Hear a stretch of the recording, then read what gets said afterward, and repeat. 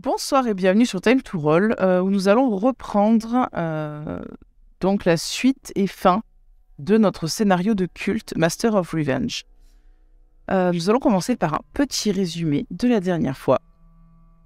Donc la dernière fois, nos protagonistes s'étaient retrouvés à l'hôtel où ils avaient un petit peu échangé les informations qu'ils avaient eues les uns les autres. De par leurs recherches à la bibliothèque et puis dans les quartiers black de la Nouvelle-Orléans, ils ont décidé de se rendre au restaurant afin de finaliser leur plan d'attaque, on va dire, autour d'un petit repas cajun. Là-bas, ils ont appelé la mairie de la ville afin d'obtenir quelques renseignements sur notamment les descendants de Robitaille et de la famille de son maître, les Dawson. Ils ont également, le père Ferreira a contacté Sœur Sourire, qui était la responsable du Vatican, en tout cas de la section exorcisme du Vatican dans la ville, afin de lui dire qu'il était là, et elle lui a souhaité bon courage pour la créature qu'il avait à affronter. Les personnages sont ensuite partis rencontrer Virginia Arbo Dawson, une des dernières héritières de Monsieur Dawson, donc le maître de Robitaille, qui leur a expliqué que son père avait été retrouvé mort dans son ancienne maison, sur le domaine des Dawson, une maison qui porte le doux surnom de Maniac Mansion. Maniac Mansion, ils en avaient également entendu parler déjà dans le quartier noir et puis également à la mairie. Donc ils ont vite fait le lien et ils ont décidé de s'y rendre. Là-bas, une bande de jeunes squatteurs était en train d'écouter un petit peu de musique, mais ont vite filé lorsqu'ils ont entendu qu'il y avait du monde. Et dans une des pièces, dans la chambre où est décédé Arbo Dawson, ils ont trouvé une petite pièce secrète. Alors qu'ils sont entrés dans cette pièce secrète, l'odeur d'encens très très forte les a percutés de plein fouet. Ils sont tombés dans les pommes et se sont réveillés dans un endroit, dirons-nous, rien n'avait de sens. Une ville où tout était différent, très sombre. Les sauts d'un quartier à l'autre se faisaient de manière complètement aléatoire. Et parfois, pour trouver son chemin, il fallait un petit peu tourner en rond, dirons-nous, voire inventer son chemin. Et nous retrouvons nos 4 protagonistes alors qu'ils viennent d'arriver devant cette maison, plutôt une espèce de temple, on peut dire. Ça ressemble un petit peu à une espèce de bâtiment, comme je vous l'avais décrit précédemment, avec des bas-reliefs, des colonnes sur le devant. Il y a l'air d'y avoir une espèce de canal, avec des embarcations un peu biscornues sur le devant également. La porte c'est faite de 2 immenses battants, dont l'un d'eux est entrouvert. Je vais vous mettre l'image. Hop. Et alors que vous arriviez ici, ce qu'il y a surtout, c'est que vous avez tous été pris d'une violente rage, une envie de vengeance. Vous ne savez pas d'où c'est sorti, mais pour tous, vous avez tous eu cette envie de vous venger de tout le mal, tous les affronts qu'on avait pu vous faire par le passé. Et pour vous, la seule solution reste la violence. Même pour les gens qui ne prônent d'habitude pas la violence, comme le père Ferreira. Toi-même, tu as également envie de frapper quelqu'un, de frapper quelque chose. Pour l'instant, vous vous retenez, bien entendu. Et le seul chemin qui s'offre à vous, a priori, ce sont ces portes entrouvertes. Je vais remettre un petit peu de musique, d'ailleurs. Alors, ça va pas. Je vais juste changer, ça sera pas celle-ci. Ça va être une autre. Tant qu'elle arrive. Si jamais elle arrive, vous me dites si vous l'avez. Ça va pas tarder. C'est bon. Très bien. Ouais. Donc vous avez face à vous ce grand bâtiment avec ces 4 grandes colonnes de pierre. Vous avez un petit chemin pour éviter de passer dans l'eau. Parce que ce serait un peu dommage de se mouiller, dirons-nous. Vous avez un petit chemin qui mène à ces escaliers qui vous font face. Et ça vous semble d'ailleurs être le seul chemin possible, parce que quand vous regardez autour de vous, c'est vide. Complètement vide. Il n'y a rien.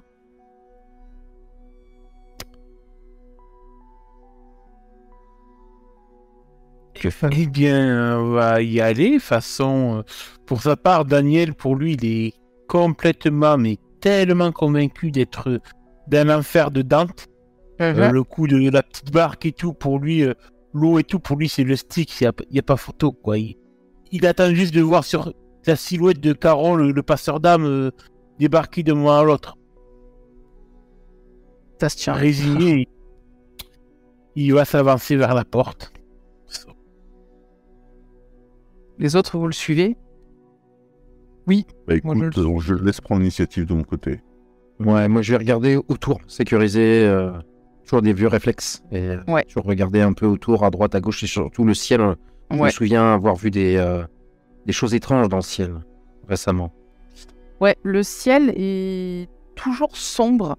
Tu vois toujours en fond ces immenses bâtiments, ces espèces d'énormes tours modernes, plus ou moins modernes d'ailleurs, pour certaines, plus que pour d'autres. Mais de la même manière que lorsque vous étiez dans ces espèces de quartiers, dans cette ville surnaturelle, ça vous semble à tous toujours aussi inaccessible. Ok, je vais me rapprocher de Graham et je vais lui attraper l'épaule, mais lui serrer l'épaule, une poigne qui est sans doute avec trop de force pour ce que je veux. Et quand tu vas croiser mon regard, tu vas le voir la détresse. Et je vais regarder autour de moi, regarder à nouveau vers toi et te dire, ouais, le malin là. C'est quoi ça? On est où? Comment c'est possible? J'ai pas de réponse. Moi, mon boulot, c'était de déchiffrer les légendes urbaines. Ça, T'as pas d'infos et je vais, dans un petit geste, te secouer un petit peu, tu vois, pas méchamment, mais histoire d'activer un peu la matière grise. Je sais pas où on est. Est-ce que quelque part j'ai peut-être un décor,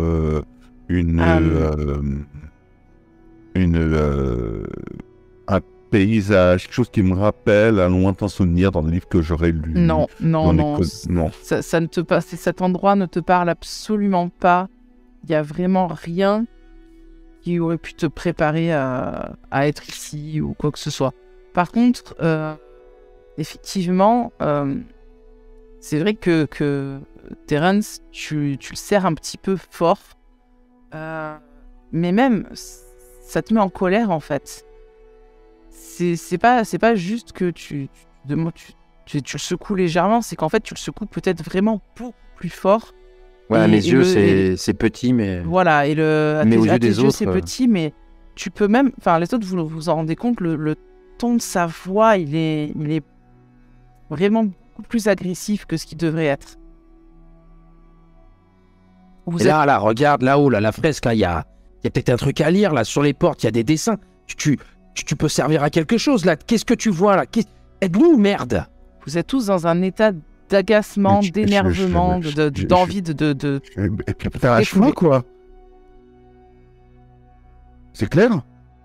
Je vais lâcher, serrer un poing, presque tendu à frapper, et puis je vais souffler un grand coup, et... Je vous l'ai dit, ouvrez donc les yeux, nous sommes bel et bien en enfer. et avoir votre comportement. J'ai bien l'impression que le cercle de la colère vous attend à tous les deux. Mais avancez, Père Ferreira. On n'a pas de temps à perdre. Ouvrez cette porte. Je m'exécute. Tu ouvres cette porte, il fait très très sombre à l'intérieur. Vous n'avez rien, aucune lumière, rien qui puisse fonctionner. Même si vous aviez des lampes torches avec vous, je me rappelle que vous en aviez, elles ne fonctionnent pas. Tout ce qui est électrique, depuis que Écoute, vous êtes arrivé ici, je ne marche pas. tends mon poing dans lequel j'ai mon crucifix qui pend à la petite chaîne, espérant que la lumière du Seigneur puisse me guider à travers les enfers. La lumière du Seigneur n'a pas l'air d'arriver jusque-là. Putain, j'ai pas mis les bonnes piles dans le crucifix. Et vous Et devez par avancer. rapport à mon passé Ouais. d'occultiste, est-ce que j'ai une vague idée, une légende quelconque qui pourrait avoir un lien avec ce temple ou ce lieu en général? J'aimerais te dire oui, mais non. Mais en Non. fait, comment? Vous êtes Ok. tous en terrain absolument inconnu ici. Le GM est normand, parfait. Là, bah écoute, moi j'avance dans la pénombre, même si j'ai pas la lumière Seigneur, je sais qui guide mes pas. Bah, je mets ma main sur ton épaule, Mhm. comme ça, pour qu'on se perde pas de vue en rentrant dans l'obscurité. Très bien. Donc vous vous suivez tous, j'imagine plus ou moins en vous tenant l'un la personne de devant, etc. etc. Vous marchez comme ça pendant une centaine de mètres, le couloir est légèrement en pente, c'est une pente vraiment douce. Et puis, Vers le haut ou vers le bas? vers le bas, ça descend. Ça, c'est très légèrement incliné. Et puis, brusquement, d'un coup, la pente s'incline sur 35 degrés. Ça vous perturbe, vous chutez. Je vais vous demander à tous un jet soit d'éviter les dégâts, soit d'agir sous la pression, s'il vous plaît. C'est au choix. Ah, tu nous as dit. Éviter les Agir dégâts sous ou agir sous la pression. Alors, Oh, je trouve. Hein. donc, Lorraine, agir sous la pression, succès partiel. Ok, La réponse. Daniel aussi. Très bien. Ah, je me fracasse la Ouais, Pas facile pour les jeunes. On l'a peut-être la première. ok, Ah, moi, je glisse, je surfe. tout à fait. Alors, les trois qui ont réussi, effectivement, aucun d'entre vous ne s'attendait à ce que la pente devienne aussi abrupte d'un seul coup. 35 degrés, c'est vraiment c'est énorme. En fait, ça vous a fait faire comme une glissade. Les trois qui ont réussi, en fait, vous avez réussi à vous positionner presque vous asseoir, en fait, et faire comme un toboggan. Donc, vous vous en sortez avec pas trop de dommages. C'est juste que vous avez fait pas mal de bruit en tombant. Vous avez été plutôt tous bruyants. Ça, c'est sûr et certain. Graham, de ton côté, ce qui s'est passé, c'est que tu as senti la personne devant toi tomber, tu l'as lâchée. Et du coup, toi, tu as fait un roulé-boulé contrairement aux autres. Et tu te prends une blessure majeure. Alors que, en fait, tu as ton genou qui fait un angle un petit peu bizarre. Ah, je jure là. Alors, c'est pas pété ou quoi que ce soit, mais genre, en fait, t'as le genou qui s'est déboîté dans la Ah, chute. je jure quand même parce que ça doit faire super mal. Hein. Ça fait excessivement mal, effectivement. Donc, voilà. Et en bas, quand vous vous êtes tous stabilisés, tous un peu repris vos émotions, la première chose qui vous assaille, c'est une odeur particulièrement écœurante, mais indéfinissable. Vous n'arrivez pas à dire ce que c'est, mais c'est écœurant et dans le mauvais sens du terme. Vraiment. Pas dans le sens canadien du terme. J'imagine que vous allez probablement aider Graham à... Oui. On n'a aucune visibilité où il y a de la lumière. Non, pour l'instant, vous n'y voyez ni goutte, comme on dit. Il vient de gueuler. Qu'est-ce qui se passe? Crame, c'est vous? Je me suis pété le genou. Continue à parler. Oui, où t'es? Vos yeux se sont un peu habitués à la pénombre, à l'ombre. Alors du coup, vous voyez pas, mais vous arrivez plus ou moins à deviner un peu des formes. Et vous en voyez une qui est par terre. Ouais, vous voyez une silhouette qui est par terre. Et Je vais ramper. Queen et qui a l'air de Graham. Ça me permet un peu de décompresser en même temps. Mais ça permet d'alerter tout ce qui est aux alentours. Ah oui, non, moi je n'ai rien à foutre. Qu'est-ce qui s'est passé, Graham? Qu'est-ce qui se passe? C'est que ma douleur. Les autres. Ouais. Bon, Je commence à chercher, moi. Où est-ce qu'il a pu se blesser? Ouais. Genre, est-ce qu'il s'est pas empalé sur un truc? Ah bah, il te l'a dit, hein. Il s'est explosé le genou. Et je commence à regarder, est-ce qu'il y a moyen de l'aider? Il s'est déboîté, remboîté, ou juste, est-ce qu'il faut le remboîter? Il faut le remboîter. Ok. Horrible. Toi, tu sais le faire, hein. Toi, tu sais le faire, puisque t'es militaire, t'as eu un entraînement pour ça. Ah la vache. Moi, je me cale derrière pour retenir Graham, le temps qu'on lui reprend. Ouais, pareil, je vais l'aider à le maintenir. Ouais. Avec mon gros gabarit. Terence, je vais quand même te faire un jet d'agir sous la pression. Bien sûr. Parce que si t'es dans le noir, vous êtes tous hyper stressés. Mais J'ai eu peur. ton entraînement militaire fait que tu souffles un grand coup et tu fais souffler, tu fais inspirer en fait Graham. Tu t'y inspires profondément et au moment où il inspire, clac, tu lui remboîtes son genou. À 3. Clac. C'est ça. Ça fait une douleur mais atroce sur le coup, Graham. Oui, je crie, mais de... Je vais lui poser la main sur la bouche, juste après. Et finalement, la douleur reste, mais s'atténue largement.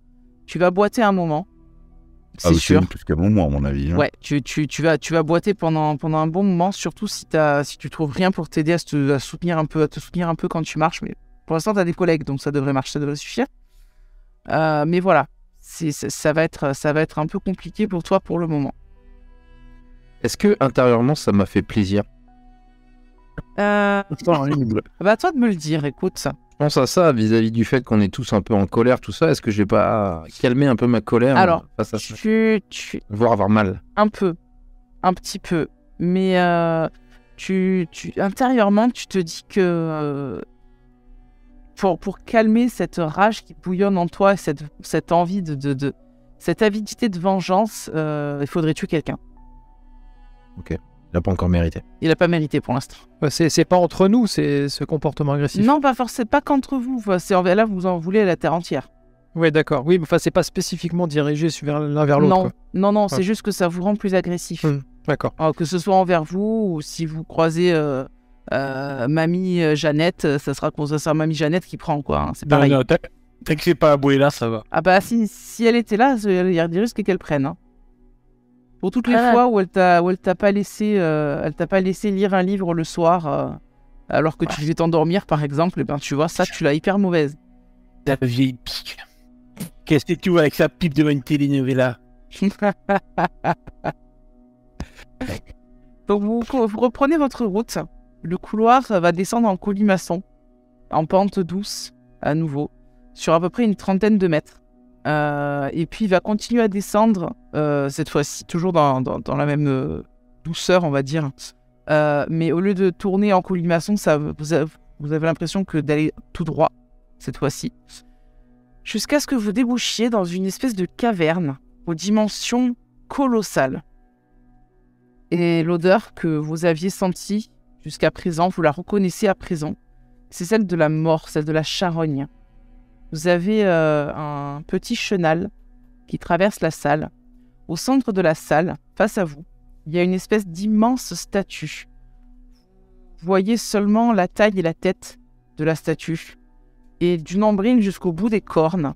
Elle mesure une dizaine de mètres de haut, à peu près. On dirait une représentation de Satan, mais difforme. Oui, vas-y. Je vous l'avais dit, l'enfer. Oh putain, ta gueule. La statue, vous voyez qu'elle émerge d'un puits circulaire, une dizaine de mètres de diamètre, et qui a l'air d'avoir un escalier qui permet de descendre au fond du puits. On est tous en train de devenir fous. Vous êtes tous en train de devenir fous. Lorraine et Daniel, vous sentez au fond du puits, de manière instinctive, la présence de Candyman. Et vous avez très envie de descendre dans ce puits. J'y vais en courant. Je dis pas un mot, en courant. On voit à peu près le chemin. Il y a un peu de luminosité. Oui. Là, maintenant que vous êtes arrivé dans la caverne, effectivement, vous voyez tout ça. Vous voyez qu'il y a de la lumière. Alors, c'est une lumière un peu diffuse, mais il y a plus de lumière. Vous arrivez à voir largement sans avoir besoin d'éclairage. Je cours tout droit vers l'escalier en disant je sais où il est. Je sais où il est. Et je pars. Ok. Les autres? Merde. Du coup, elle est partie vers la lumière. Elle est partie vers la statue et quoi. vers l'escalier, là où toi aussi tu sens la présence de Candyman et tu as envie de t'y rendre. Et j'y vais. C'est là où il y a la lumière. Ah ouais. Faut laisser la jeune femme s'exposer. Et qu'elle tourne. Comment ça s'insulte entre nous? C'est magnifique. C'est beau. En 2023, j'espère que t'as une meilleure vision des femmes quand même. Bah là, on est en 95. Alors bon, la vision des femmes, hein, D'accord, ok. elle est C'est biaisée. celle de Die Hard, tu vois. C'est ça. Donc vous descendez Bon, tous, ouais. j'imagine. Alors, je descends en me dépêchant en plus. Ah, toi, tu cours dans les escaliers, tu cours en faisant attention, donc je vais pas te faire de jet parce que ça serait débile. Oui, je vais tomber quand même. Bien sûr. Je la talonne. Le boiteux de Graham, là, c'est plus ma préoccupation. Ah oui, en plus, bon, il me lâche, donc j'essaie de suivre. Ouais, tu vas nous ralentir. Donc, c'est ça, en gros, ouais. C'est ça. Donc tu les suis en boitillant. Mais encore abandonné comme d'habitude. Alors, vous descendez tous Je l'escalier. déteste. Vous descendez tous l'escalier. Et par l'escalier que vous arrivez, vous voyez plusieurs choses. Vous voyez dans un premier temps que la pièce en bas est éclairée par 3 candélabres qui sont disposés autour de la statue, donc autour des pieds de la statue. Il y a également 4 cadavres humains, 2 femmes et 2 hommes, qui sont installés dans des poses obscènes autour de la statue.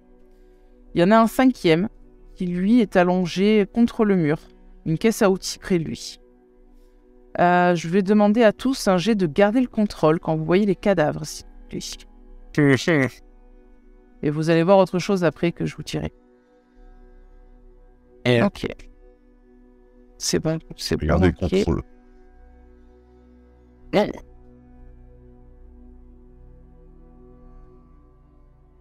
Ah, j'ai moins 3. Oh là là là là. Moi, je suis en train d'hurler, là. Ah ouais, alors là, effectivement. Ça, je me suis reconnu. Alors, Lorraine, c'est réussi. Daniel, c'est réussi. Vous arrivez à être plutôt calme. Enfin, c'est relatif, Plutôt, mais... mais bon. Voilà. C'est pas fini. Terence, de ton côté, comment est-ce que tu réagis à la vue de ces cadavres installés comme ça? Par mon expérience, niveau stabilité, ça va aller, mais en plus de la colère, je vais avoir un sentiment de... en français, je l'ai pas, mais en anglais, de guilt, donc d'être coupable, de me sentir coupable. De culpabilité, ouais. Ouais. Ok. Très bien. J'ai repensé aux camarades. Oui. Ça va te faire repenser à ça parce que ça te rappelle un peu ce que tu as vécu en Irak. Exactement. Mais effectivement, tu arrives à garder ta stabilité parce que tu as l'habitude de ce genre de choses. Graham, de ton côté, ça commence vraiment à être trop pour Ça toi. commence à pleurer. Là, À pleurer de désespoir, c'est ça. en fait. En fait, t'en peux plus. Je te dis enfin. Je vais te refaire perdre 2 en stabilité. Je sais pas si tu en as encore ou pas. Dans 2 minutes, tu viens en PNJ. Pas loin. Ça va être ça dans pas longtemps.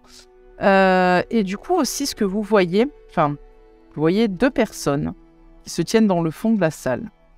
Vous voyez dans un premier temps Candyman, que je vais vous remettre ici. Mais vous voyez également une autre personne. Candyman est agenouillé devant une autre créature. Que je vais vous mettre là. C'est une créature, je dirais un homme. En tout cas, vous ne pouvez pas voir son visage ou quoi que ce soit. Il porte un masque, une grande cape rouge qui couvre sa tête. Il est très grand, Il doit bien dépasser les 2 mètres de haut.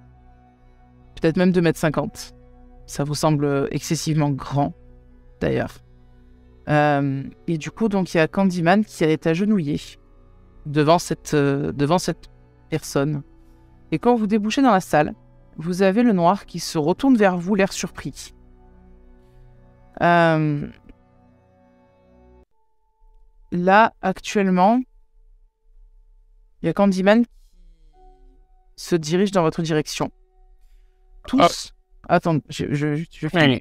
Tous, vous êtes pris d'une envie folle de vous venger de Candyman, de lui faire la peau, maintenant.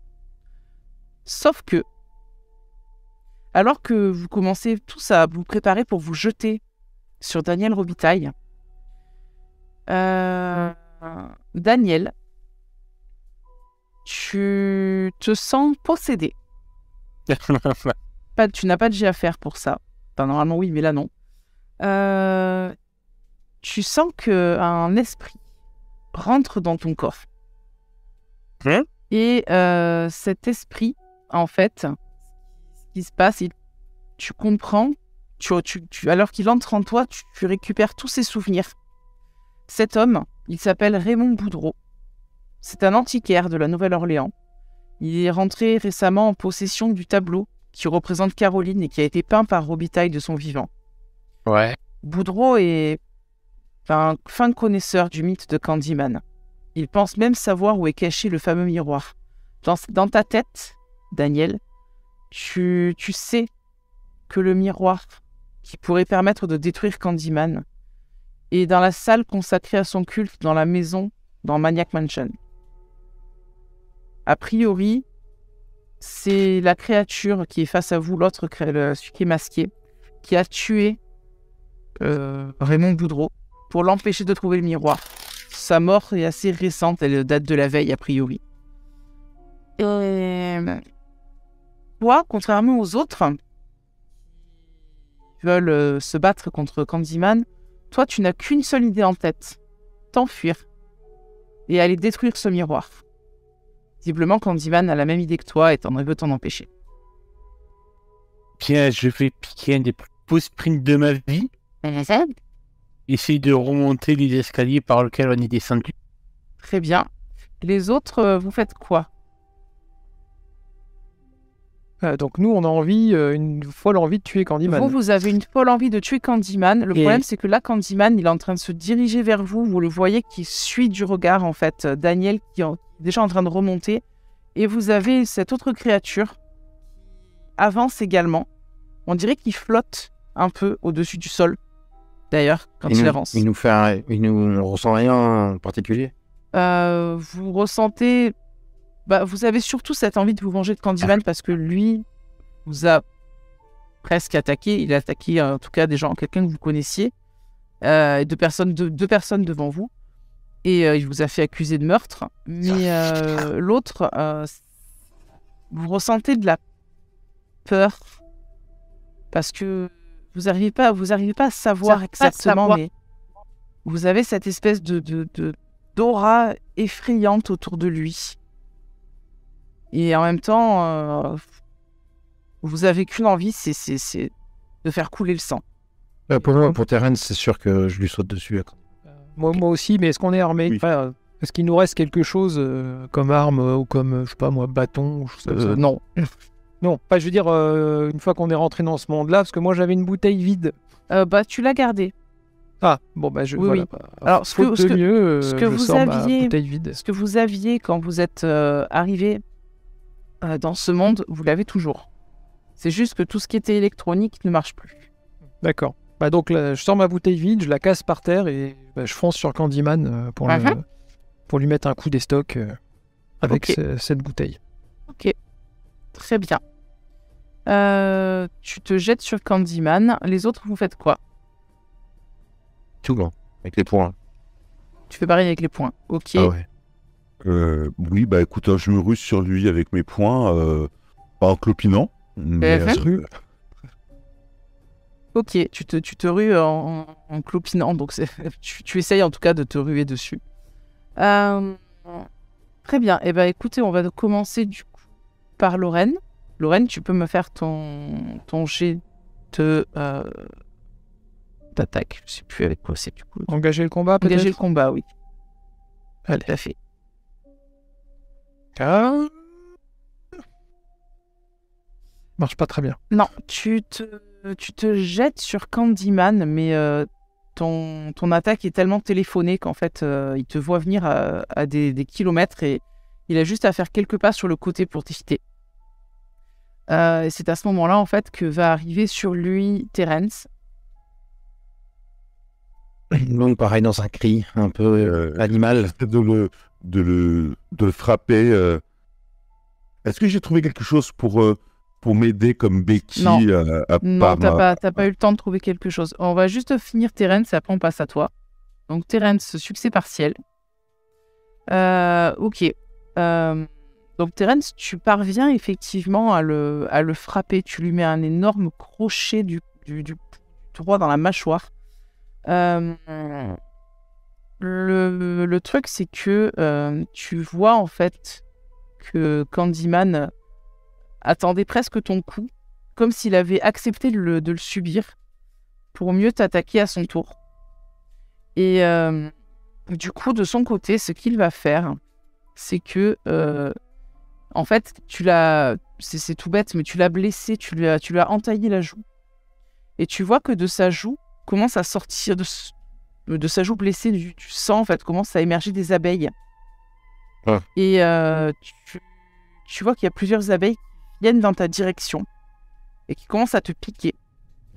Plein d'abeilles qui te piquent. Tu me fais encaisser les blessures à 1, s'il te plaît, pour éviter le choc anaphylactique. Ouais, on m'a piqué avec du plomb à l'époque. Très bien. 17. Tu réussis. Donc, il ne se passe rien. Tu résistes aux piqûres qui finalement, bon, sont pas si douloureuses que ça. Tu as déjà été piqué par des abeilles par le passé. Donc, tout va gratte. bien. C'est ça. Graham, toi, de ton côté, tu n'as pas trouvé effectivement de quoi que ce soit pour t'appuyer. Donc, que fais-tu? Écoute,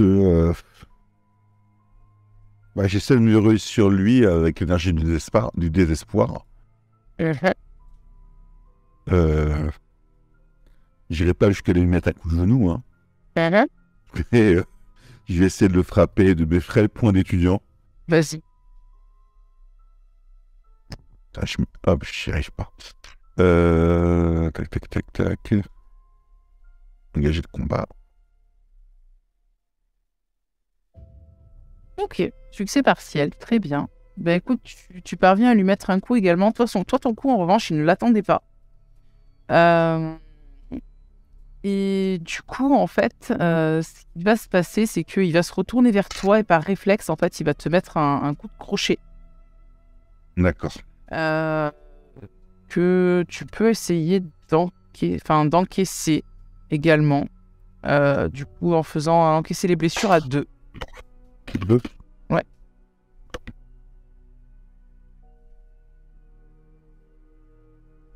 Ok. Il te griffe pas, enfin, il te lacère, mais pas suffisamment pour que tu te prennes une véritable blessure. C'est juste une égratignure. Il n'a pas réussi à te faire suffisamment mal. Je viens juste de revoir sur ma fiche, excuse-moi, que bon, effectivement, j'ai le genou qui est mort, mais j'ai aussi une luxation à l'épaule. Ouais, donc tu frappes avec l'autre bras, en fait. Tout à fait. Bon, après l'épaule luxée, c'était il y a quelques heures. C'est un jour, on va dire, au moins 24 heures. T'as toujours mal, c'est sûr, mais ça va. C'était juste un peu luxé, tu l'as remis en place et tout va bien. Par contre, ce que vous voyez, alors du coup tous, sauf Daniel qui est en train de remonter comme s'il avait le diable aux trousses, tous les autres, vous voyez que celui qui était face à vous, qui avait son masque, commence à ôter son masque. Et à ce moment-là, en fait, vous allez voir une créature. Alors, je vais vous la décrire. Une créature dont le visage a la peau arrachée, à partir du nez et des pommettes, dévoilant des dents acérées et ses muscles de sa mâchoire, un peu comme un écorché. Il a des yeux blancs qui se plongent dans les vôtres. Et voyez que, en fait... Alors, je vais vous montrer du coup l'image. Parce que je l'ai faite. Faut juste... Ouais, ça serait dommage de la rater. Ouais, ce serait dommage de la rater. Ah, il est passé où? Alors, excusez-moi, il faut juste que je le retrouve. Il doit être quelque part. Voilà. Il est tellement beau. Je suis obligé de vous le montrer. Voilà. Vous devez le voir normalement. Il est magnifique. T'as un cousin Voldemort. Ah oui. Et... Non, il a un nez. Oui, qui a mettre son masque. Ouais. Ça arrangerait tout le monde. Et du coup, donc, quand il vous regarde tous comme ça, il vous fait une espèce de sourire avec ses dents hyper longues, pointues, acérées comme des rasoirs. Et vous avez donc, comme vous ressentez une espèce de terreur en voyant ça, vous allez tous me faire un jet de garder le contrôle, s'il vous plaît.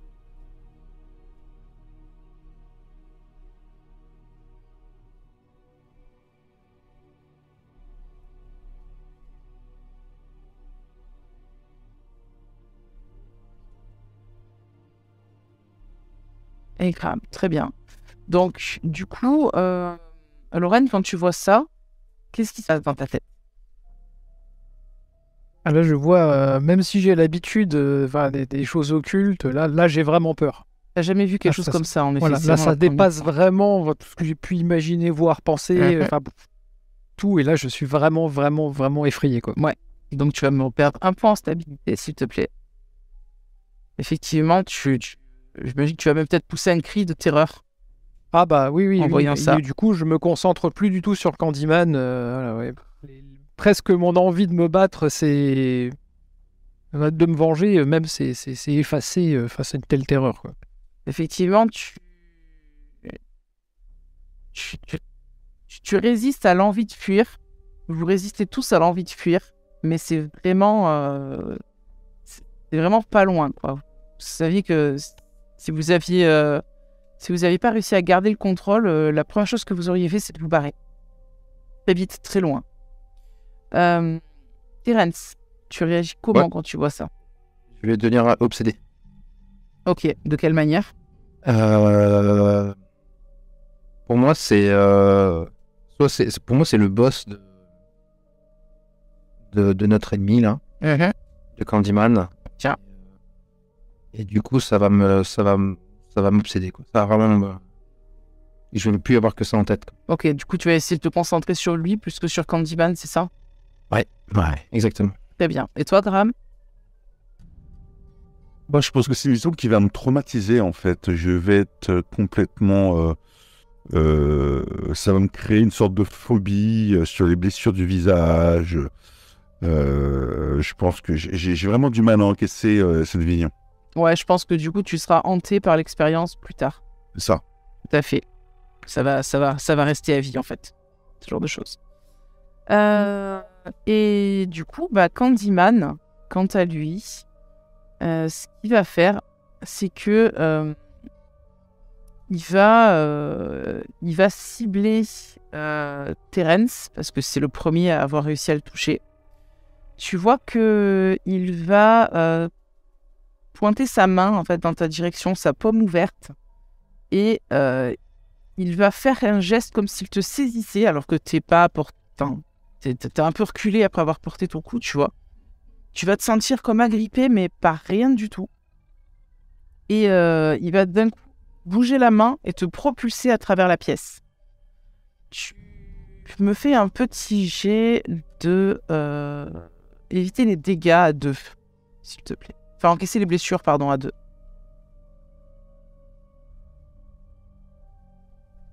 Parce que ça fait mal quand on retombe après s'être fait propulser par télékinésie.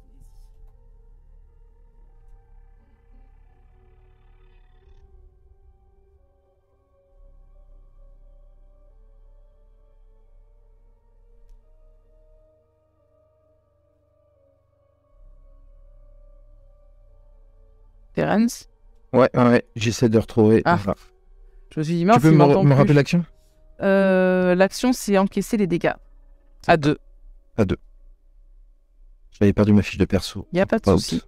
Je t'entendais pas 13. parler, je me suis dit, mince, ça se trouve, je suis plus en communication avec les autres au secours. Ok.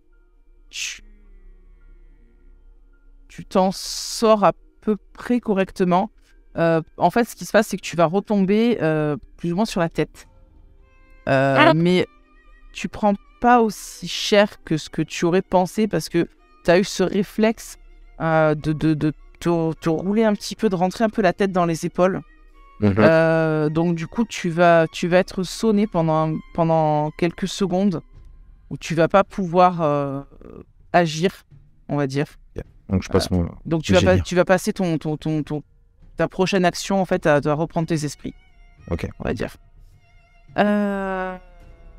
Daniel, toi de ton côté, tu remontes. Mais moi je cours. Pour moi, de toute façon, les autres sont perdus. Ouais. Ils méritent sûrement, même je suis convaincu, ils méritent leur place en enfer de toute façon.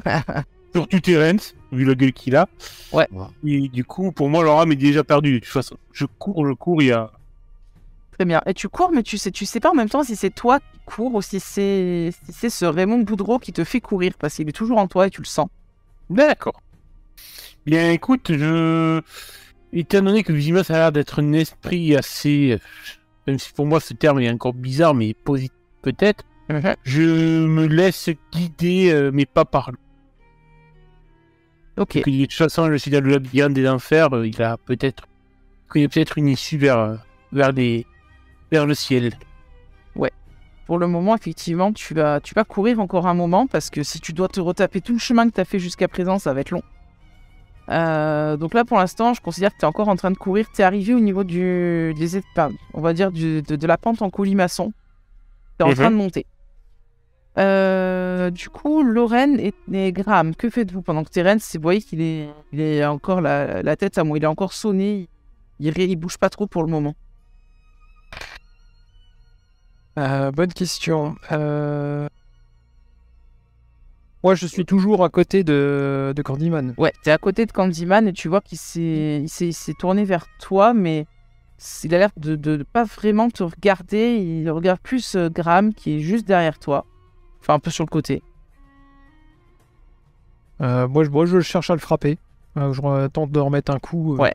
Toujours avec mon tesson de bouteille. De toute façon, j'ai pas d'autre alternative, enfin, qui me viennent à l'esprit. Bah, soit tu tapes Candyman, soit tu tapes l'autre. Ouais, quoi. c'est ça, mais j'ai pas d'autre technique que ma bouteille cassée, quoi. Non, tu peux. Non, bah alors, sauf du coup, si je fais si ça. t'as des idées de trucs un peu inventifs, n'hésite pas, parce que ça peut toujours Ouais, être fun, mais sinon, non.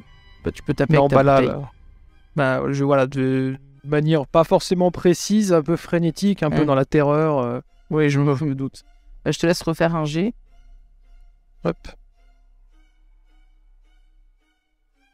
Ok, tu parviens à le frapper. Tu lui entailles sévèrement sa main libre, parce qu'il avait il a un crochet d'un côté, il a une main libre de l'autre. Il avait essayé en fait de parer un petit peu ton cou avec son bras. Tu lui entailles violemment le bras. Il se tourne vers toi et il va faire quoi? Non, il va pas. C'est pas lui qui va se tourner vers toi. Il y a son maître qui va lui dire, vous entendez sa voix, elle est rocailleuse, très sombre, très basse, et il va lui dire, j'essaie de faire la voix comme ça, mais je peux pas, donc je vais pas vous la faire. Mais il lui dit, occupe-toi des autres, je m'occupe d'elle. Occupe-toi des autres, je m'occupe d'elle. Merci. Du coup, tu vas devenir la cible de Je suis pas d'accord. Mais il te demande pas ton avis. Graham, que fais-tu? Candyman est tout avec toi. Écoute, je pense que je rentre dans une sorte de frénésie, j'irais limite enfantine à taper sans réfléchir, quoi. Avec les deux... Pardon. Avec le bras qui me reste, à la jambe qui me reste, excusez-moi. Vas-y. Engager le combat. Ouais, engager le combat. Je vais chercher. Bah alors, Ça peut pas se lancer. bah écoute, Ah, en prenant appui sur ma jambe euh, qui m'a fait mal au genou, rebouge un petit peu et donc je tombe. exactement. Tu vas tomber au sol. Et du coup, ce qui va se passer, effectivement, c'est que Candyman, en fait, va se jeter sur toi pour te balancer un coup de crochet. Tu vas me faire encaisser les dégâts à 2, s'il te plaît, alors qu'il essaye de te lacérer la gorge.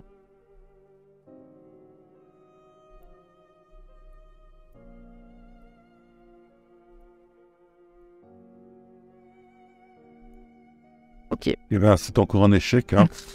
Je crois que... Est-ce que je vais terminer la soirée? Ah, je suis pas sûre. Je pense que effectivement, en glissant, bah effectivement, j'expose sûrement encore peut-être mon genou et je ne sais pas dire qu'il en profite, mais je pense qu'il frappe là où ça fait mal. Non, comme que je t'ai dit, il essayait de frapper ta gorge. Oui. Eh ben écoute, Et effectivement, il arrive à frapper ta gorge. Tu vas te prendre une blessure critique. Alors, il t'a pas suffisamment égorgé, on va dire, pour que tu te vides de ton sang tout de suite. Mais il t'a j'ai une vraiment... énorme plaie à la gorge. Voilà, tu as une grosse plaie à la gorge, béante. Et tu mets ta main, tu essayes de faire un peu garrot, tu vois. Et tu sens que le sang coule. Il a peut-être touché une artère, va falloir faire quelque chose. C'est très grave.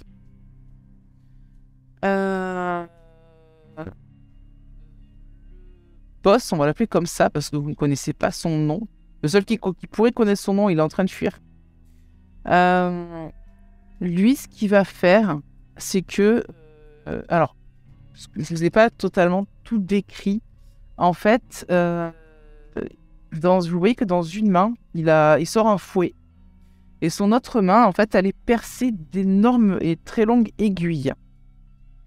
Du coup, ce qu'il va faire, c'est que il va s'approcher de toi, Lorraine, et il va tenter, en fait, de te poignarder avec les espèces de clous, d'aiguilles qu'il a dans sa main.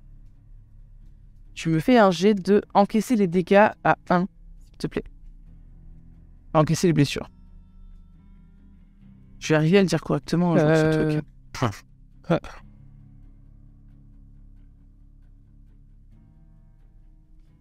Ok, bah dis donc, ça va être la soirée, les copains. Oui.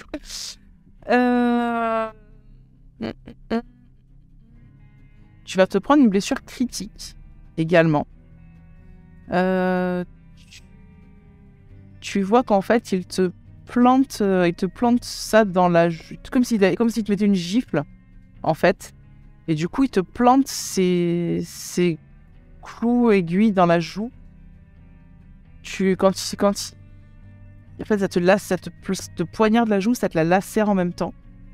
Tu pisses le sang, t'as même quelques muscles de la mâchoire qui sont vraiment touchés. Tu vois, tu sais que tu vas être défiguré à vie, très certainement. Oh, mon meilleur profil. Exactement. Et Candyman, de son côté, qu'est-ce qu'il va pouvoir faire?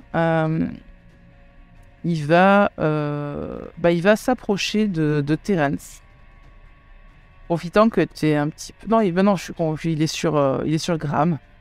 Du coup, Oui. Il s'acharne. il va s'acharner sur toi. Tu le vois qui va lever à nouveau son crochet vers toi, dans le but cette fois-ci de te terminer.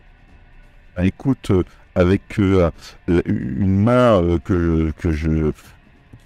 qui essaie d'empêcher le flux de sang de sortir de mon cou, et ben j'essaie de faire de mon avant-bras un bouclier entre le crochet et ma tête, en espérant que cela soit Alors, efficace. tu vois qu'il lève le crochet Et la dernière chose que tu vois, c'est ce crochet qui s'abat sur toi. Vous êtes tous pris dans un flash de lumière. Daniel également, alors que Daniel, tu poses le pied à l'extérieur de cette espèce de maison temple par lequel tu viens de ressortir. Vous êtes tous pris d'un flash blanc. Quand vous revenez à vous, la ville dans laquelle vous étiez a disparu. Vous êtes dans une impasse crasseuse qui a l'air d'être à la Nouvelle-Orléans, a priori. Il y a un cadavre tout frais près de vous. Il a l'air d'être mort par balle. Et vous entendez une sirène de police. Vous êtes dans un état lamentable, vous êtes hirsute, les yeux injectés de sang. Ceux d'entre vous qui avaient commencé à péter un câble commencez à peine à vous calmer. Vous réalisez que vous êtes donc effectivement à la Nouvelle-Orléans, un peu loin peut-être de là où vous étiez au début, parce que vous avez disparu dans la maison Arbo, vous n'y êtes plus, vous êtes dans un quartier qui a l'air d'être un peu à l'opposé de la ville. Il fait jour. Vous regardez vos montres sont revenues à l'heure, il est 8h30 du matin. Que faites-vous ? Moi, sans hésiter, je me relève et pas en hurlant, mais en disant, tu vois, le miroir, et je me précipite vers Maniac Mansion, avec ce seul objectif en tête. Ok, très sans bien. expliquer, sans rien. Ok. Les autres, vous avez donc le pauvre Graham, qui est toujours vivant, mais qui pisse le sang. Lorraine, qui pisse le sang. Je continue de pisser le sang. Terence, qui reprend à peine ses esprits. Tu reprends à peine tes esprits. Et vous voyez le père Ferreira qui commence à cavaler. Vous savez pas dans quelle direction. Enfin, il vous a expliqué qu'il est à la Maniac Mansion, quoi. Ah non, mais pas. J'ai juste dit le miroir, c'est tout. Ok, bah vous l'avez vu le miroir et vous l'avez vu partir en courant. J'ai même pas remarqué qu'il y en a qui pissaient le sang. Non, mais t'es possédé, cherche pas. Ça se tient. D'accord. Du coup, que faites-vous les autres ? Alors moi, je prends mon foulard et je me le mets sur la joue pour essayer de limiter l'afflux de sang. Et si j'y arrive, parce qu'avec le sang que j'ai perdu, c'est pas dit, j'essaye de me lever et de suivre le père Ferreira. Ouais, tu vas arriver à te lever, mais vraiment très difficilement en te tenant au mur. Vous avez toujours ce cadavre qui est là, que vous ne connaissez pas. A priori, ça peut être quelqu'un de votre connaissance. Il y a le bruit de sirène de police qui est en train de s'approcher. Et, On a toujours cette envie de colère, hein. Non, ça a disparu. Ça nous a quittés. Ouais. Je vais l'aider grave à se relever, visiblement. Lorraine a l'air de s'en sortir pas trop mal. Et je vais le soutenir en disant, allez, vas-y, gamin, relève-toi. Tu vois qu'on reste. Tu vois que Graham, il est dans un très mauvais état et il pisse toujours le sang au niveau de la gorge. Il y a un cadavre aussi. Contre un mur. Il y a un cadavre. J'ai rampé contre un mur et je me suis adossé et en fait j'ai les yeux un peu vitreux et avec ma main gauche, je tiens ma gorge où tu vois du sang s'écouler et j'ai les yeux vitreux. Je suis complètement. J'ai même pas vu le cadavre, quoi. Bah non, là, je pense que toi, t'es en état de choc. J'essaie de le rassurer, de le relever, mais je continue à porter le regard sur le cadavre. Là, il s'est passé quoi, là? Bah, tu saurais pas dire. Vous êtes là dans cette ruelle. C'est presque c'est même une impasse. Et le cadavre, c'est un black qui est là, qui a l'air de s'être pris une balle. Vous n'avez pas plus d'informations. Ok. Il gît en fait face contre terre. Allez, gamin, si tu restes, t'es mort. Bah écoute, je sais pas si ça fonctionne, hein, mais dans ce cas, j'essaie, je le regarde et j'essaie peut-être de me relever. Tu y arriveras avec son aide, oui. D'accord, bah écoute, j'essaie de me relever. Je parle plus, hein, j'ai peur qu'en parlant, ça augmente le flux de sang. Ouais. Et d'ailleurs, tout mon torse est rouge. Ouais. Donc j'essaie de me relever avec son aide. Ouais, tu parviens à te relever. Tu sens que si tu fais une espèce j'allais dire de garrot à la gorge, c'est un peu compliqué, sans t'empêcher de respirer. Mais alors, pour l'instant, t'as fait quand même, t'as quand même fait un point de pression avec ta main, avec tes mains jusqu'à maintenant. Enfin, en tout cas, ta main valide. Ça devrait tenir. Ouais, t'as ma main, quoi. Non. Bon, j'imagine que pour le moment, en tout cas, tu n'enlèves pas ta main. Il faudra que tu ailles aux urgences. Certainement pour te faire recoudre. Mais là, effectivement, c'est pas le moment. C'est compliqué pour l'instant. Moi, je regarde Terence et je dis suis le père Ferreira, on se débrouillera. Je vais prendre 3 secondes pour réfléchir et je vais piquer un sprint. Ok, très bien. Donc du coup, tu lâches Graham qui vacille un petit peu, qui titube, mais qui se fait rattraper par Lorraine. Et tu commences à courir en direction de... Enfin, pour essayer de rattraper en fait le père Ferreira. Tu iras plus vite que lui. Donc du coup, tu finiras par le rattraper. Les deux autres... Je vais le plaquer. Les deux autres, vous essayez de les suivre ou vous décidez d'aller vous rendre aux urgences? T'as dit qu'il y a des sirènes qui arrivaient vers nous? Il y a des sirènes de police, a priori. Ouais, parce que de toute façon, aux urgences, à pied, ça va être compliqué. Ouais, je pense qu'on va attendre la police. Ok. De toute façon, j'imagine que Graham, il tient pas trop debout. Moi, non. Pas spécialement non plus. Donc, en fait, on glisse un peu le long du mur tous les deux, puis on se retrouve assis par terre. Très bien. Donc, je vais aller un peu sur les deux autres. Je reviendrai vers vous après. Terence, tu parviens à rattraper le père Ferreira. Donc, tu essaies de le plaquer vraiment ou c'était juste pour rire que tu disais ça? Non, moi, depuis tout à l'heure, il fait que fuir. Ouais. Il fait que courir. J'ai pas confiance. C'est réciproque. Ok, fais-moi un jet d'agir sous la pression ou d'engager le combat pour essayer de le plaquer, s'il te plaît. C'est soft encore, là. C'est partiel. Ok, tu parviens à le plaquer au sol. Daniel, tu comprends pas ce qui se passe. Tu étais en train de courir, t'as entendu quelqu'un qui courait derrière toi. Tu crois que c'était tes compagnons qui te rejoignaient simplement. Et puis d'un coup, tu t'es fait plaquer au sol, jeté par terre. Ça t'a un peu fait un peu rappeler quand t'as sauté de la voiture, d'ailleurs, au niveau de la sensation de l'asphalte sous tes mains et ton visage. C'est pas très agréable, mais moins violent. La boucle est bouclée, exactement. Et j'ai pas vraiment d'idée de ce qu'il pourrait y avoir comme complication, donc on va dire que pour l'instant il n'y en a pas. Je réfléchirai plus tard. Bon, je vais me casser la gueule avec lui, au pire. Bon, ça c'est sûr que tu vas te casser la gueule avec lui, c'est certain.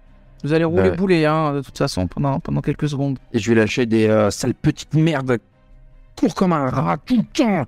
Fuyard, qu'est-ce que tu caches? Qu'est-ce que tu veux? Pourquoi tu te casses comme ça tout le temps?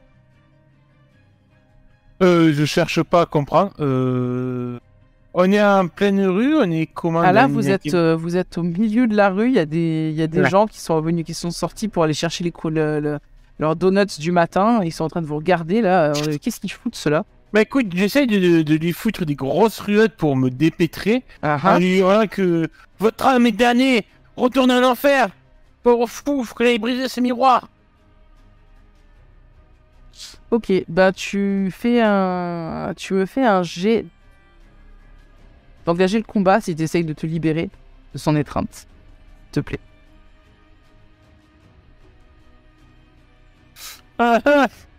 Non, il est beaucoup plus expérimenté que toi et t'as beau essayer de t'enfuir, de lui mettre des coups, de glisser comme une anguille, ça marche pas. Il te maintient. J'aimerais utiliser mes compétences d'agent de terrain. Tu veux faire quoi? Alors, ça dépend si j'ai réussi ou pas.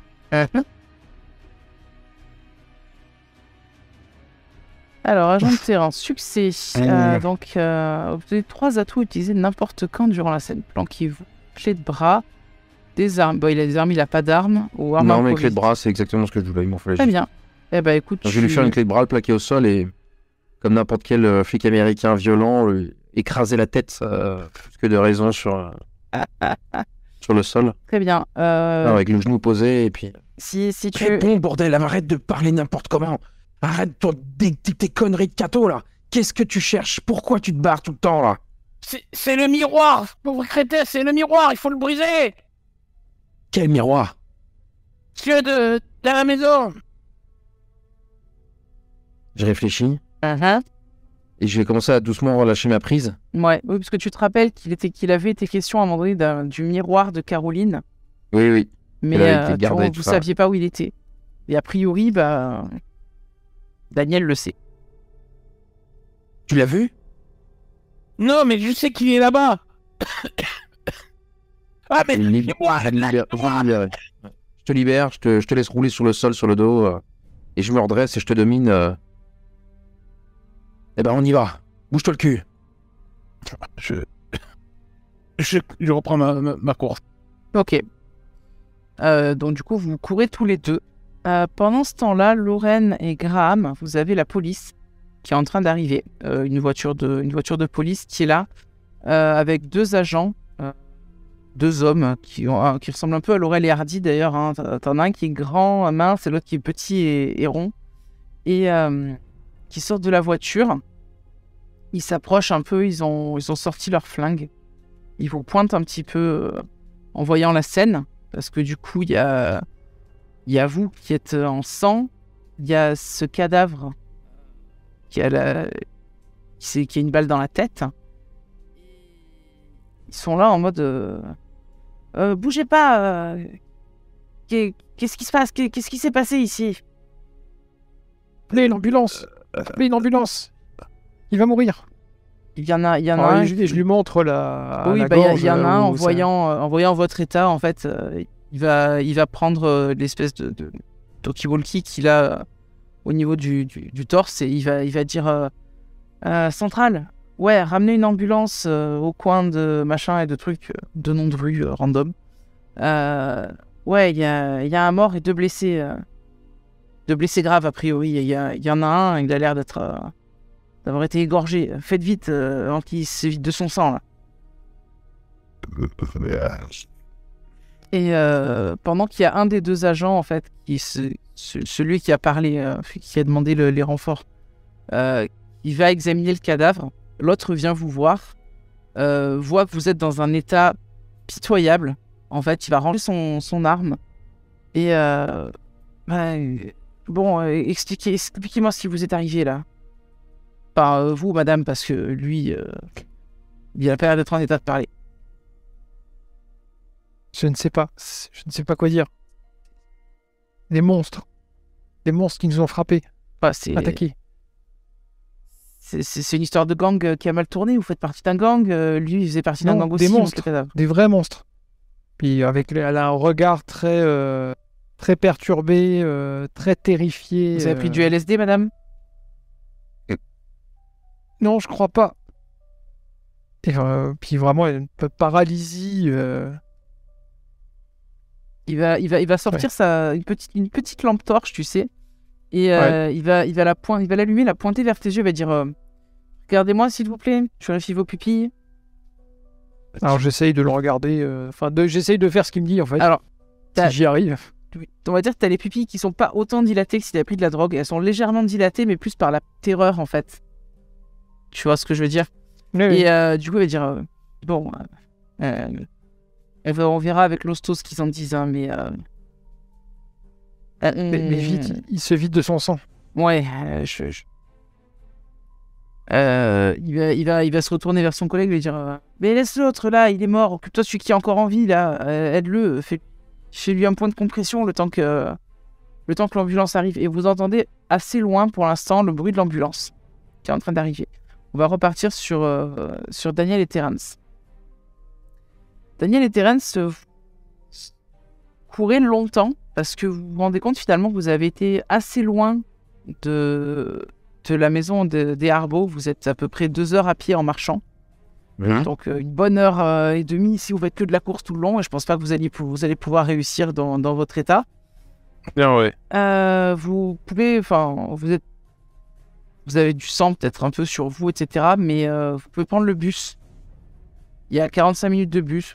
finissez par trouver un bus qui va vous déposer pas très loin devant. Et vous arrivez, donc il est à peu près 9h30 du mat, quasiment. Quand vous arrivez, la maison est étrangement silencieuse. Vous avez les 3 blacks qui étaient là la veille. Ils sont au rez-de-chaussée. Ils vous regardent. Quand vous arrivez, ils s'enfuient pas. Ils ont l'air totalement terrifiés. Et ils jettent des regards pleins de terreur vers l'étage. Ils veulent pas vous expliquer ce qui se passe, a priori. Mais visiblement, il doit peut-être y avoir quelqu'un à l'étage. Je ne les capte pas du tout. Pas du tout ma priorité. Pour moi, c'est des pauvres Amirans qui iront purgatoire, vu leur tranche et leur état. Est-ce que l'esprit est toujours à moi ou pas? Oui, pour l'instant, oui, toujours. Bien, je le laisse me guider. Si où il m'amène, je ne sais bah, pas où je vais. il va te ramener dans la même chambre où vous avez trouvé le petit passage avec l'hôtel, etc. Vous retrouvez la porte dissimulée et vous l'ouvrez. Et à l'intérieur, cette fois-ci, vous voyez qu'il y a 3 personnes. 3 jeunes hommes noirs également. Pour l'instant, ils ne vous ont pas repéré. Ils sont agenouillés devant l'hôtel. L'hôtel est recouvert d'une pellicule de sang toute fraîche. Je vais vous mettre l'image des messieurs. Ils auraient la silhouette de ceux qu'on a vu fuir. Ceux que vous avez vu fuir, ils étaient en bas. Quand vous êtes revenus là. Okay. Voici. Et c'est pas les mêmes. Ce sont 3 autres jeunes. Ils ont... Pour l'instant, voilà, ils sont agenouillés devant l'hôtel. Est-ce que vous êtes discret ou pas quand vous arrivez, ou vous arrivez comme des bourrins en mode bonjour, c'est nous? Je chope le premier objet qu'il peut y avoir à ma portée. Tu vas trouver un candélabre. Je vais poser ma main sur son avant-bras en faisant de la main. Ok. J'enlève ma main, je te dis juste. Ok. Donc vous essayez d'être discret, vous faites tous les deux, un jet d'agir sous la pression.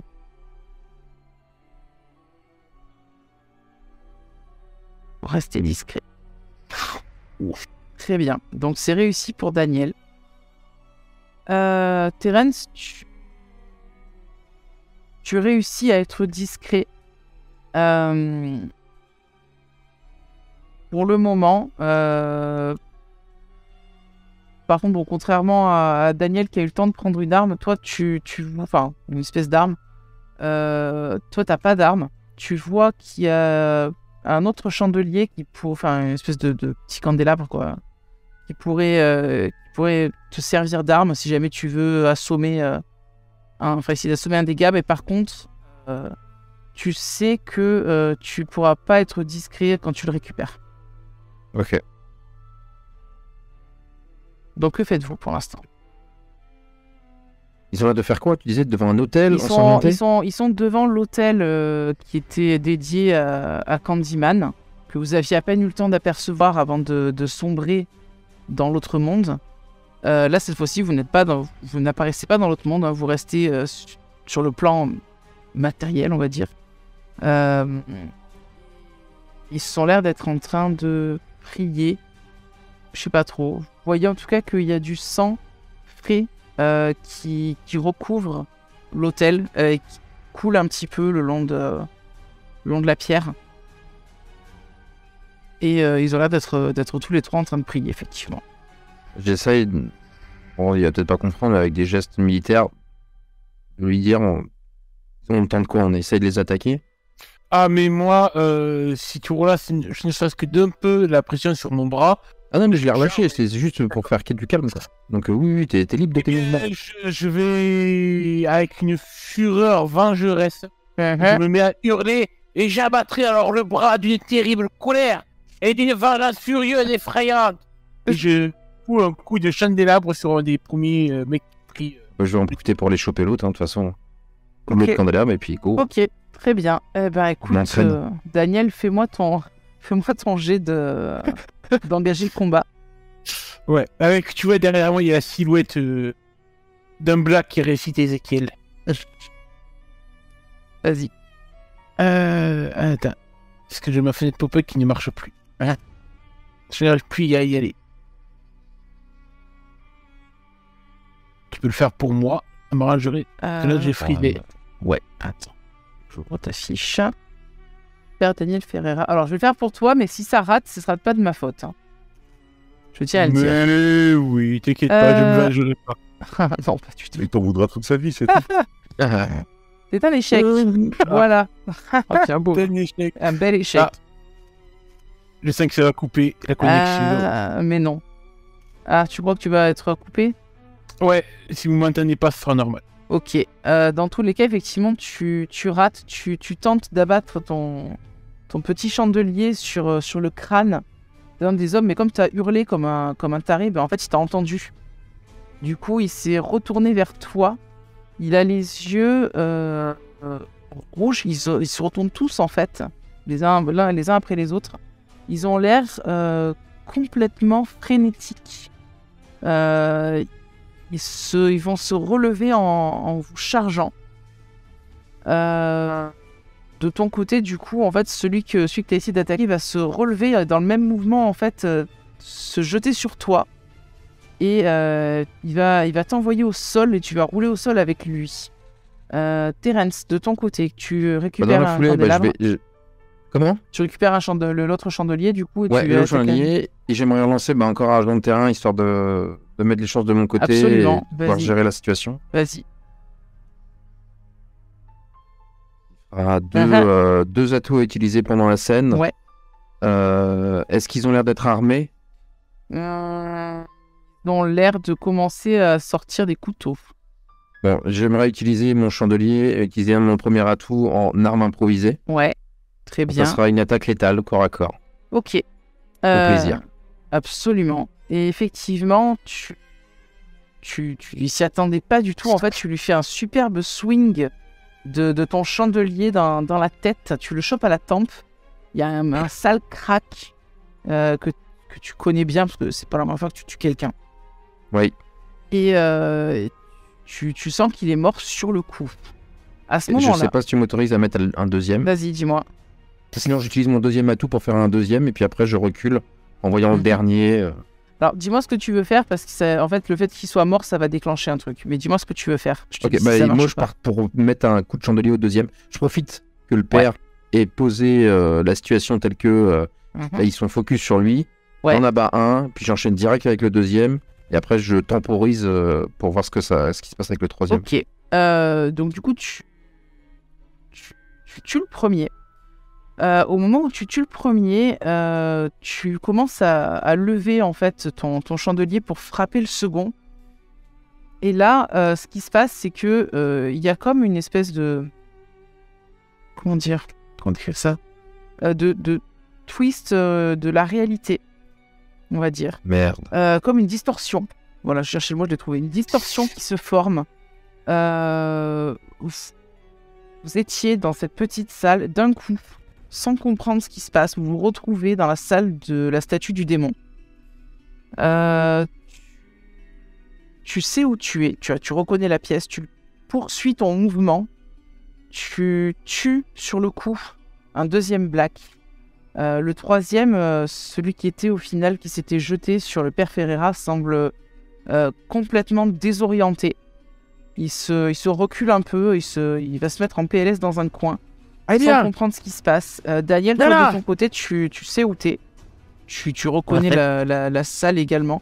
La salle est comme la dernière fois, sauf que vous ne voyez ni Candyman, ni Vassago. Vassago, c'est le nom, toi tu le sais, Daniel, c'est le nom de la créature qui est le chef de Candyman. D'accord. Et hormis l'escalier, enfin, vous avez juste l'escalier toujours qui est face à vous, descend vers la statue.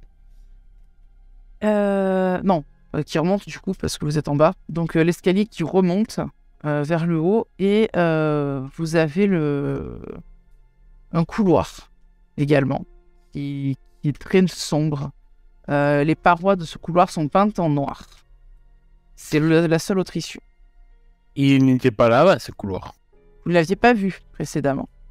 Effectivement.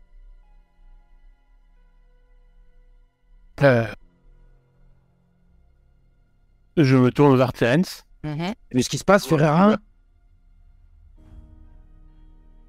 On y retourne en enfer. Je vais souffler comme un bœuf et puis je vais essayer de choper un couteau sur un dégât. Tu récupères un couteau sans aucun problème. Je laisse tomber bruyamment le chandelier et puis je vais faire de l'eau pitoyable dans son coin. Ouais, je vais le choper par l'épaule, l'autre, et je vais essayer de le traîner vers ce couloir. Il dit, viens là, maudit sois-tu, on va aller voir ton maître, impie que tu es. Tu vois qu'il essaye de t'attaquer en fait. Quand tu essaies de le j'ai choper. encore mon chandelier, mon candela, ouais, j'essaie de sur le bras. Oui, bah tu lui mets un coup sur le bras, mais ça l'empêchera pas. En fait, il est à nouveau empli de cette colère, de cette haine. Et vous aussi, tous les deux, vous commencez à nouveau à sentir cette colère et ce désir de vengeance qui vous reprend aussi fort que la première fois que vous êtes venu ici. Je me laisse remplir par ce sentiment de vengeance, car pour moi, ça ne peut être que la vengeance divine qui s'exprime à travers moi. Est-ce que du coup tu ressens l'envie de tuer ce Black qui est devant toi et qui lui de son côté va essayer de le faire si tu ne le tues pas avant? Oui, parce que c'est un hérétique qui prie le diable. Très bien. Donc j'imagine que tu vas essayer d'abattre ton arme sur lui. Tout à fait. Je vais pas te faire de jet parce qu'il est vraiment à bout portant. Enfin, il est vraiment en plus pris à se jeter sur toi. Donc tu vas réussir à le tuer également. D'un peu de la même manière qu'avait fait Terence, mais avec peut-être de manière un peu moins assurée quand même. Parce que c'est pas ton style de tuer des vivants à la base. Enfin, oui, de tuer des vrais gens.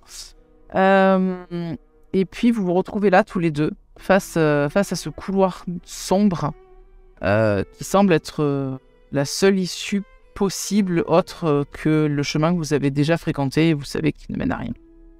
Je me tourne vers toi, Thérèse, je lâche le chandelier encore poisseux de sang et moi aussi maintenant je ne mérite que ma place en enfer. Il faut qu'on en finisse. Et comme un zombie, je me dirige vers le couloir.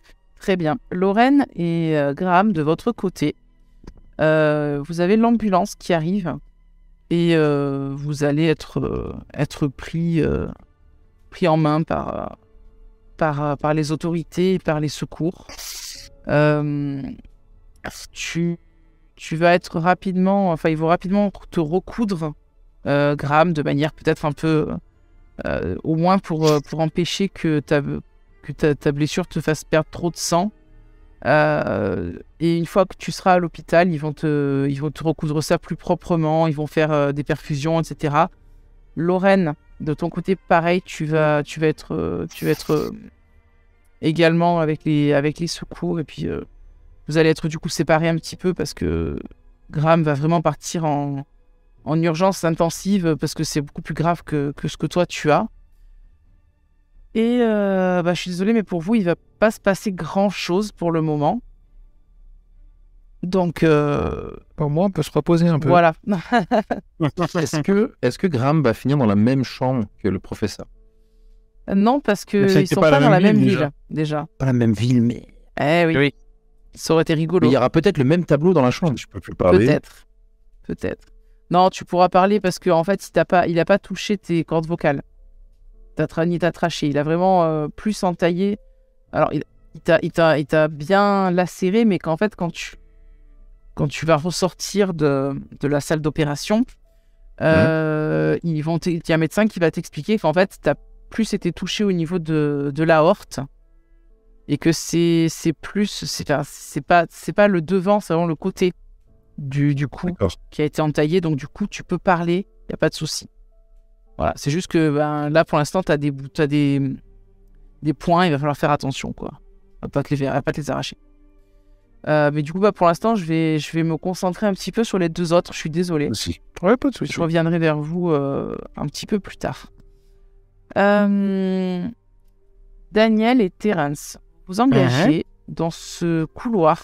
Vous parcourez une petite centaine de mètres avant que le sol qui était dur ne devienne de la terre et qu'une odeur d'humus ne vous submerge.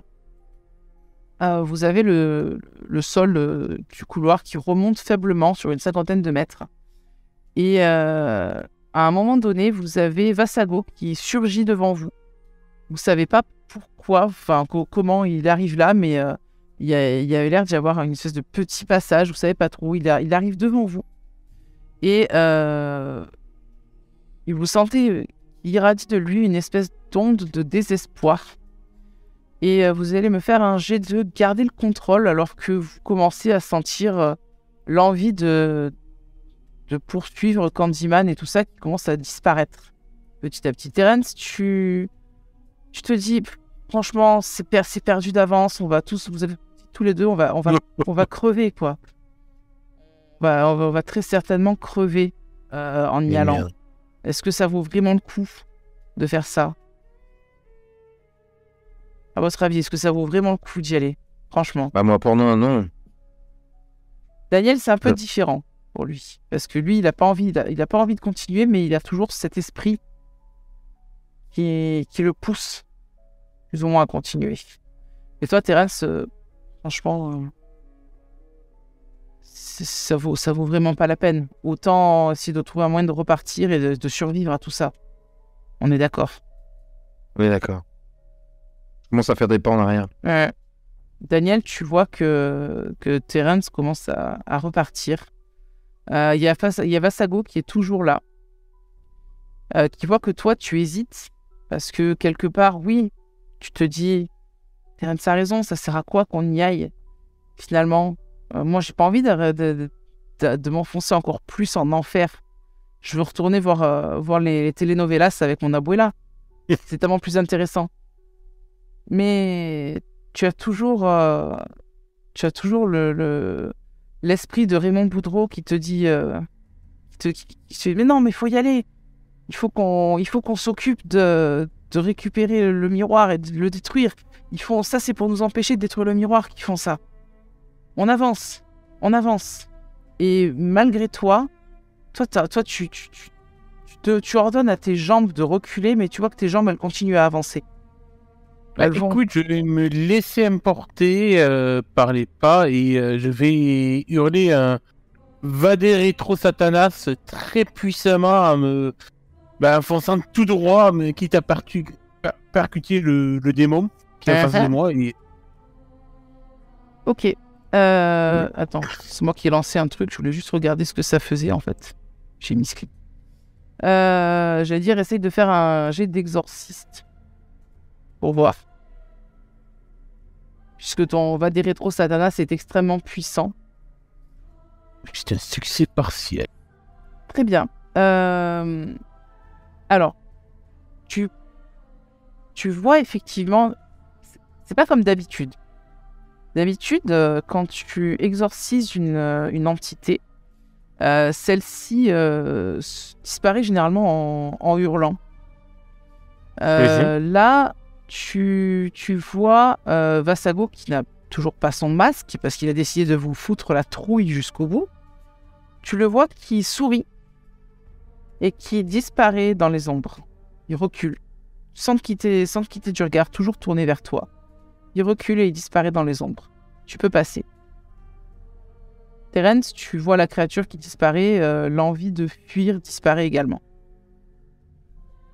Ok, je vais rester un peu circonspect, essayer de digérer tout ça. Je pense que je laisserai un temps.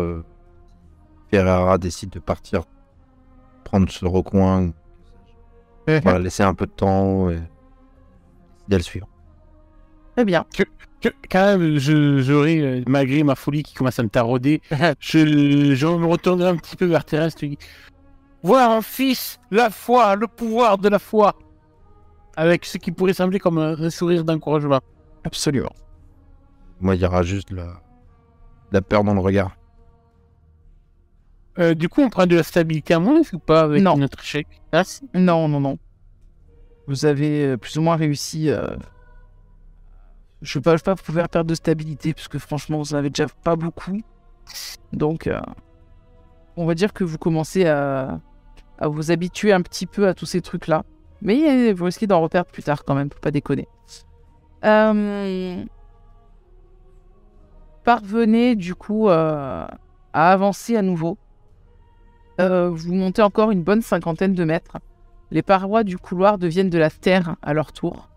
Et vous pouvez voir qu'il y a des racines et une espèce d'odeur de décomposition qui commence à vous entourer un petit peu. Ça commence à vous faire suffoquer. Et vous débouchez dans une salle rectangulaire aux parois vraiment irrégulières. Le sol est spongieux. Vous avez de l'eau qui ruisselle du plafond et sur les parois. Il y a sur 3-4 cm d'épaisseur une espèce d'eau brune un peu dégueulasse qui recouvre le sol. Vous voyez un petit peu partout, dans les murs, au plafond, des racines ainsi que des morceaux de squelettes qui semblent fichés par là. Vous avez une issue en face de vous. Je vais vous demander soit de me faire un jet d'observer la situation, soit de chercher des indices, s'il vous plaît.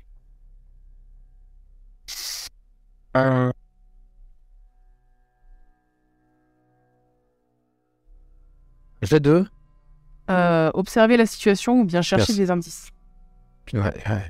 C'est le premier que j'ai pas compris. Ok. Très bien. Échec? Un 9? Ah oui, c'est... Ouais. Planter le couteau dans les yeux. C'est ça. Vous cherchez désespérément le miroir de Candyman. Il doit être là, c'est pas possible. Vous n'arrivez pas à le voir. Vous êtes à la limite de la frénésie pendant que vous êtes en train de le chercher. Et puis d'un coup, vous avez Candyman qui apparaît dans un coin de la pièce. Quand vous sentez sa présence, vous tournez vers lui, vous voyez qu'il y a un miroir pas très loin de lui, qui est tenu par un squelette, par une main squelettique. Ne touche pas le miroir. Mais par contre, il vous regarde et il vous dit ne touchez pas au miroir. Je suis pas responsable de ce qui m'arrive. On n'est jamais responsable de son destin. Ceux qui sont à blâmer, ce sont ceux qui m'ont lâchement mutilé et tué. Le pouvoir de la puissance, de la vengeance est puissant. Très puissant. Trop, peut-être. Laissez-moi accomplir mon œuvre pendant le temps qui m'est imparti. Je n'ai pas d'autre choix. Je vous laisse repartir chez vous. Vivants, tous les 4. Si vous jurez de ne plus vous occuper de moi, je vous laisse le choix que moi je n'ai pas eu.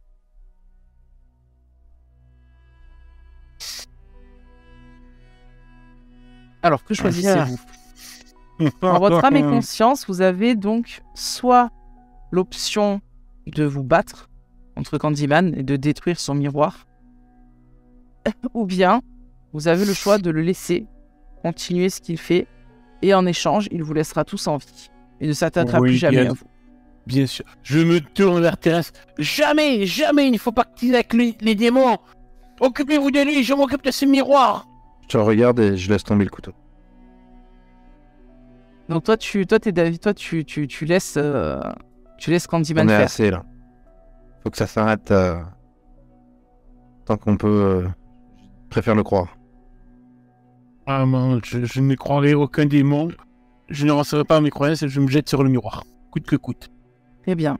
Tu vas te jeter sur le miroir. Terence, tu le laisses faire du coup, puisque toi, tu as décidé de laisser Candyman vivre sa non-vie, tranquille. Daniel, tu vas arriver à récupérer le miroir.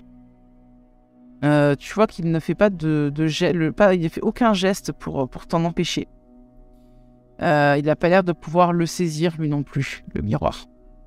Bah écoute, dès que je peux, en fait, je prends mon crucifix que je serre dans mon poing depuis tout le temps, qui est sûrement rouge de sang, et je le prends comme un poing américain et je fracasse le miroir avec.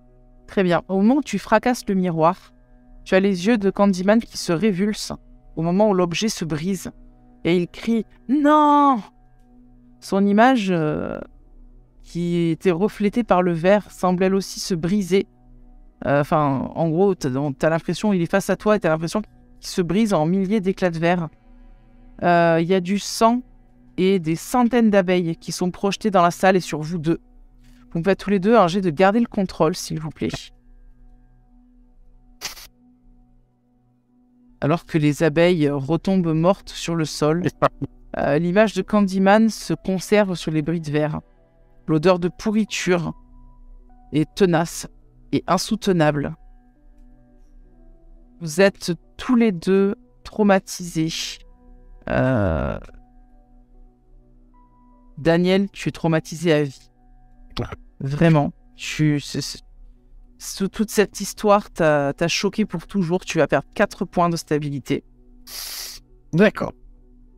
Terence, tu vas être... c'est ta deuxième, on va dire, expérience du genre. Et de la même manière, tu vas être traumatisé pour toujours. Ouais. Donc pareil, 4 points, 3 points du coup pour toi. Parce que tu as ton truc des traumas. Ah, c'est ballot, je peux pas le redescendre de une 4e crasse, ça y est, je suis à bout. Ça y est, t'es à bout. T'es Irrationnel, hein, je suis à 2 doigts de... Ouais, toi t'es irrationnel et, et j'ai ravagé. le pauvre Daniel Ferreira est complètement ravagé. Alors du coup, attends, ravagé, ça fait quoi? Le MJ soit choisi dans la liste d'actions. Alors du coup, j'ai pas la liste d'actions sous les yeux. Je me laisse entre les mains de Dieu. Eh ben, écoute, tu vas... Qui ressemblera étonnamment à mon abuela. Étonnamment à ton abuela, et qui ressemble surtout étonnamment à ton MJ.